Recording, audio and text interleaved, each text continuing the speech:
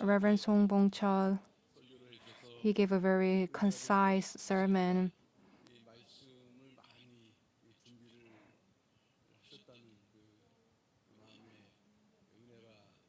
And there was grace that he has prepared so much to keep it simple and succinct. And we thank you. Until last year, he was in charge of the districts, but now he is in charge of Yeoju with Elder Ko Jae-chun and Kim Jang-sik, and with different elders. And he is taking care of Yeoju very well. So we can be here and focus on church matters without worrying about Yeoju. And it's been a while since we've heard his sermon, and I received the feeling that he is taking care of matters very well, and we thank you. I will keep it simple and give announcements about two things. First, we received the results of the Local Labor Relations Commission. And what this is last time, the 17 former ministers of the breakaway side applied to the local labor office for relief from the church's decision to dismiss them. We already know the results. The decisions came out on the 23rd of January, and the decision document itself was delivered today. And the decision was that out of the 17 people, there were 15 pastors and 2 evangelists, Park Dae-in and Yoo Jong-sun. And the result of the decision was that the 2 evangelists were acknowledged and the relief applications applied to them, but the remaining 15 pastors, they were dismissed. Regarding these 2 evangelists, the church will be taking legal action in the future. But the former pastors, the 15 pastors, because they were dismissed and their application for relief was dismissed, it means that they are not part of the church, and this was recognized by the local labor commissions. But what's important is that the local labor commissions, the reason that they gave this decision is because that they saw these 17 people as workers.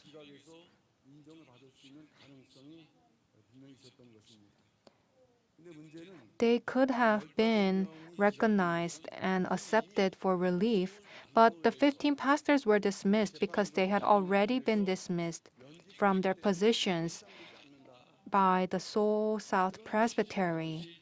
So the application that they requested was meaningless. So this means that the labor office and the court recognized the official organizations of the church, like the Seoul South Presbytery and the Hapdong Assembly. So they accept the decisions of our presbytery and General Assembly. And I came out here to give this announcement because the breakaway church members who were attending the protest, illegal protest outside, this can apply the same way. The church took disciplinary action against the former ministers who are currently leading the breakaway protests on August 12th and 19th.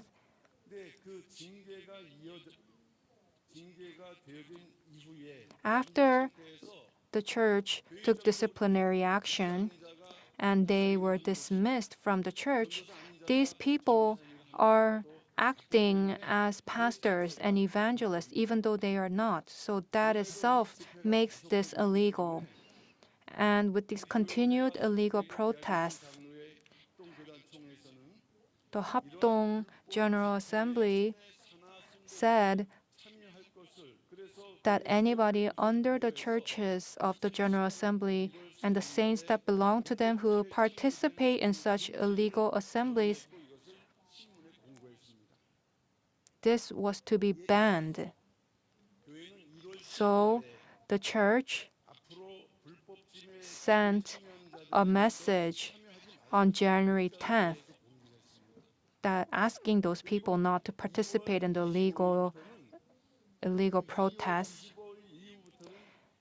and from February 25th, we gave preliminary notice of disciplinary procedures that if this continues, they will receive disciplinary action. But even so, when we look at the breakaway side, they have shown changes and they have decreased the number and they come late. There are changes, but about 200 people are still participating in the protests. And those people leading the protests, they are making seriously defamatory remarks. And they will have to be responsible for their comments afterward. In this situation, the church has proof and evidence, and there are about 600 people who participated. And we are preparing to initiate disciplinary proceedings. This time, there are instigators and simple participants. And so the disciplinary action will also be differentiated. And last time, we requested that they submit an explanation, but there are people who submitted it without any behavior of repentance, as if mocking the church, but they must not do this. Without repentance, you cannot evade these disciplinary proceedings. And I think that this will be the last request for the submission of an explanation. And I hope that there will be a sincere explanation on their actions and that there will be a truthful response. But the problem is that there are many people who do not listen to these announcements and they don't know what's going on. What's important is that the local labor committee acknowledged the disciplinary action by the Seoul South Presbytery. The General Assembly said that there will be disciplinary action for the saints who participate in this protest. It's not the church that said this. So if the court accepts this, then it will not be easy for the saints to evade this. That is why I'm giving this announcement. If there are church members that listen to this announcement, and when they receive the request for an explanation, please answer it truthfully. And there are people who wish to come into the church. This could be the last disciplinary action that will be taken. And I am here to ask that there will be truthful responses. And lastly, there will be a pastor ordination ceremony during the third worship service next week. There are 5 people in total, but on Sunday, on Lord's Day, there will be 3 people who will be receiving it, and the other 2, they will be receiving it in a different area. They will be receiving it on April 15th.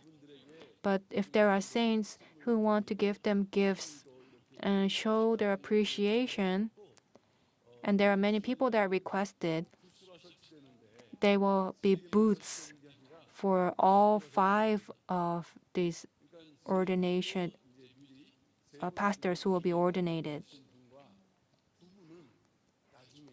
3 people will be ordinated next Lord's Day, and you can show your appreciation and gratefulness in advance. It was not my decision, but the saints have requested this. So in this difficult time, they are becoming ordinated as pastors, and it's a great glory. So please please congratulate them and attend the worship service so that these new pastors will become great workers in the church, and please pray for them. Thank you.